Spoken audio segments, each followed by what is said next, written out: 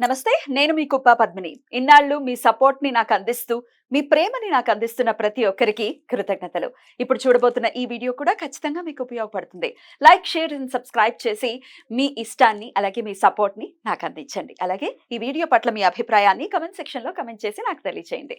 నమస్తే. Welcome to our channel. నేను పద్మిని. ప్రస్తుతంతో పాటు ప్రముఖ ఆధ్యాత్మికవేత్త, వాస్తు జ్యోతిష పండితులు శేషగిరిరావు గారు ఉన్నారు. మాట్లాడదాం. సార్ నమస్కారం అండి. నమస్తే అండి. బాగున్నారండి? బాగున్నామ్మా. మీ సమయాన్ని మాకు ఇస్తున్నందుకు చాలా చాలా కృతజ్ఞతలండి. వెల్కమ్ టు రెడ్ టీవీ భక్తి. Thank you. మన ప్రేక్షకులందరికీ కూడా ఆ భగవంతుని పరిపూర్ణ ఆయుర ఆరోగ్య అవసర్యాలను ప్రసాదించాలని కోరుకుంటున్నాను.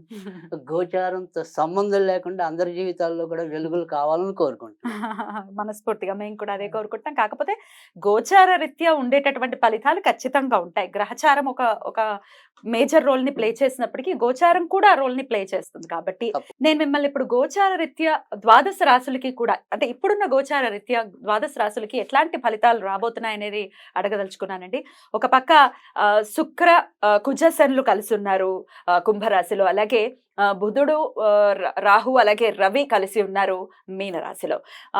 మేజర్ గ్రహాలు అంటే 6 గ్రహాలు ఇంచుమించు ఒకే దగ్గరలో ఉన్నటువంటి పరిస్థితి. ఇట్లాంటి గోచార పరిస్థితులు ఉన్నప్పుడు ద్వాదశ రాశుల మీద ఎలాంటి ఇంపాక్ట్ ని చూపిస్తుంది ఒక్కసారి మీ ద్వారా? తప్పకుండా. అంటే ఇక్కడ మనం ఏదైతే ఇప్పుడు ఈ సంయోగం అంటాం, గ్రహాల సంయోగం అనుకోండి, అది ఒక్కొక్క బిందువులో వారు ఇంకా దగ్గరగా ఉన్నప్పుడు దాని ఫలితం అనేది ఇంకో రకంగా ఉంటుంది. అయితే ఇక్కడ మనం మాట్లాడాల్సింది ఏంటంటే కనుక ప్రతి ఒక్కరి మీద ఒకే రకమైన ప్రభావం అనేది ఉంటుందా అనేది కొంతమందికి వస్తుంది. అంటే ఇప్పుడు సపోజ్ ఒక అశ్విని నక్షత్రంలో పుట్టిన వారు కొన్ని లక్షల మంది ఉంటారు. అవునండి. సో ఈ గోచారాన్ని ఎంత వాళ్ళకి కరెక్ట్ చేయాలి అనేది అందరం మనం నిరంతరం తప్పించే విధానం, ప్రశ్నార్థకమే అది ఎలా ఉంటుంది అనేది. సో ఇక్కడ ప్రత్యేకంగా మనం మాట్లాడుకోవాలంటే కనుక 3 విషయాలు ప్రతి రాశిలో కూడా మున్ముందు, అంటే సమీప ఒక 2-3 నెలల భవిష్యత్తు కనుక తీసుకుంటే కనుక కనీసం ఒక 3 నెలలు వివిధ కోణాల్లో ముఖ్యంగా వచ్చేప్పటికీ ఆరోగ్య సమస్యలు పెరుగుతాయి. ఒకటి ఎవరెవరికండి చెప్తా. సో ఆరోగ్య సమస్యలు అనేది పెరుగుతాయి. తర్వాత ఎవరైతే ఈ కొత్తగా గర్భం దాల్చి ఉంటారో, అంటే రీసెంట్ అనుకోండి, వాళ్ళకి కూడా ఒక్కోసారి గర్భస్రావ ప్రమాదాలు ఉంటాయి. తర్వాత రెండోది, ఎవరికైతే క్షణికావేశం ఉంటుందో, ఆ షార్ట్ టెంపర్తో చేసే నేర ఘోరాల సంఖ్య పెరుగుతుంది. సో అందుకని ఖచ్చితంగా ఈ 2-3 నెలలు కూడా ఏ రాశి వారైనా ఎంతో కొంత జాగ్రత్త తీసుకోవాలి. స్ట్రెస్ఫుల్ లైఫ్ ఉంటుంది 2-3 నెలలు. 2-3 నెలలు. సో అది ఎలా ఉంటుంది అనేది ఒక్కొక్క రాశిని బట్టి చెప్దాం. తప్పకుండా. ఇక నెక్స్ట్ సింహరాశి వారికి ఎలా ఉండబోతుందండి? సింహరాశి వాళ్ళు మాత్రం జాగ్రత్తగానే ఉండాలి. ఏ విధంగా జాగ్రత్తగా ఉండాలి అంటే, వాళ్ళకి ఎలా చూసినా ఏదో ఒక తలనొప్పి తగిలేలాగానే ఉంది. ఈ తలనొప్పులు అనేది ఎలా తగులుతాయి అంటే, వీళ్ళు జనరల్గా ఎలా ఉంటుంది అంటే అందరి గురించి తాపత్రయం అయితే పడతారు. సో అమ్మ ఇలా అయిపోతుంది, లేదా నా స్నేహితుడు ఇలా అయిపోతున్నాడే, ఇలా ఏదో రకమైన ఒక బాధ, లేదా వేరే వాళ్ళ మీద వీళ్ళకుండే కార్నర్, సాఫ్ట్ కార్నర్. సో అది వీళ్ళని ఒక్కోసారి ఇబ్బంది పాలు చేస్తుంది. అంటే మనం ఒక్కోసారి కొన్నిసార్లు చేసే దానాలు కానీ, లేదా సహాయాలు కానీ ఒక్కోసారి అపాత్ర దానాలు అవుతాయి. సో వీళ్ళకి లాభం లేకపోగా పైగా నిందలు పడాల్సి ఉంటుంది. కనుక డబ్బు ఖర్చు పెట్టే విషయంలో చాలా జాగ్రత్తగా వ్యవహరించాలి. తర్వాత రెండోది వచ్చేప్పటికి ఏంటంటే, ఇంట్లో కూడా భార్యాభర్తల మధ్య కొద్దిగా వాగ్వివాదాలు పెరుగుతాయి. కనుక అది కూడా వీళ్ళుగా కాదు, ఇందాక చెప్పుకున్నట్టు ఎవరికో సహాయం చేస్తే నువ్వు వాళ్ళకి సహాయం చేయడం అని భార్య అంటాం, లేదా భార్య ఆ పని చేస్తే భర్త అలా అంటాం. ఇలాంటి, అంటే ఈ జీవిత భాగస్వామ్య వ్యవహారాల్లో ఏవో రకమైన తలనొప్పులు ఎదురవటం అనేది ఉంటుంది. సో దాంతో పాటుగా ఏంటంటే తొందరగా అలసిపోతున్న భావం, కొద్దిగా కష్టపడినా కూడా తొందరగా అలసిపోతున్నట్టు ఉండటం అనేది కూడా ఉంటుంది.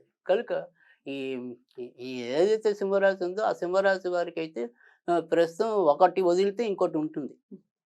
అమ్మ ఈ నెల అంతా అమ్మ నాన్న పీకుతున్నారు అనుకోండి, వచ్చే నెల అంతా భార్య పీకుతుంటుంది. కొంచెం గడ్డు కాలమే. రైట్. సింహరాశి వారికి మాత్రం మానసికంగా ఏదో రకమైన అలజడి ఉండటం అనేది ఉంటుంది. ఇక సింహరాశికి వచ్చే లాభం ఏదైనా ఉంది అంటే గనక ఈ సింహరాశిలో ఎవరైతే ముఖ్యంగా ఈ ఈ మఖా నక్షత్రం వాళ్ళకి తొందరగా పెళ్ళిళ్ళు అవ్వవు. హ్మ్. కానీ అలా అనుకోకుండా పెళ్ళయ్యే అవకాశాలు ఇప్పుడున్నాయి. ఓహో! ఓకే. సో, ఈ సింహరాశిలో పుట్టిన వాళ్ళకి. హ్మ్. సరే పుబ్బకి, ఉత్తరకి సాధారణంగా అంత వివాహ సమస్య రాదు గానీ, సాధారణంగా వచ్చేది మకాకొస్తది. హ్మ్. సో, వాళ్ళకి కూడా కొంత ఇప్పుడు మంచి జరగడానికి హ్మ్. ఉంటుంది. కనుక వారికి మంచిదే.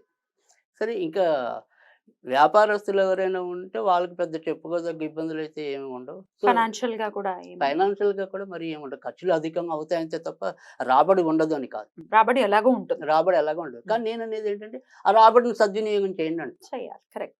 సో, అపాత్ర దానాలు చేయొద్దు. అనవసర బాధ్యతలకు పోవద్దు. రైట్. అయినప్పటికీ మరి మానసికమైనటువంటి ఇబ్బంది ఉంది అని అంటే అది అన్నిట్ల మీద ఇంపాక్ట్ చూపిస్తుంది. ఆరోగ్యం అనుకోవచ్చు, ఇంట్లో ఉండేటటువంటి వ్యవహారాల మీద, అన్నిట్ల మీద. మరి దీని నుంచి బయటపడాలి ఈ 2 నెలలు కూడా అనుకుంటే ఎట్లాంటి పరిహారాలు చేసుకోవాలి సింహరాశి వారు? రైట్. సో, ఇక్కడ వీళ్ళకొచ్చేప్పటికి ఏదైనా సరే సింహరాశికి పంచమాధిపతి మరి గురుడవుతాడు కాబట్టి, గురుడికి సంబంధించినవి చేసుకోవటం వల్ల వాళ్ళకి ఊరడింపు రావటం అనేది ఉంటుంది. అంటే ఇక్కడ గురుడికి సంబంధించింది అంటే చదువుకోగలిగితే గురు చరిత్ర పారాయణ చదవటం అనేది ఒకటి. లేదా గురువుకి సంబంధించిన అంటే ఇప్పటి రోజుల్లో షిరిడి సాయిబాబా కూడా మనం ఒక గురువుగా భావిస్తాం అనుకోండి. సరే.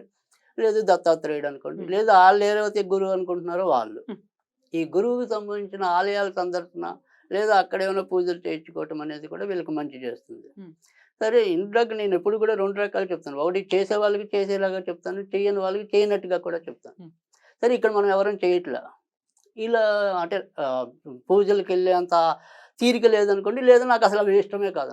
చాలా బ్యూటిఫుల్ గా ఎక్స్ప్లెయిన్ చేశారు. డెఫినెట్ గా ద్వాదశ రాశులకి కూడా ఈ గోచార రీత్యా వచ్చేటటువంటి ఫలితాలు ఎలా ఉంటాయి అనేది తెలియజేశారు.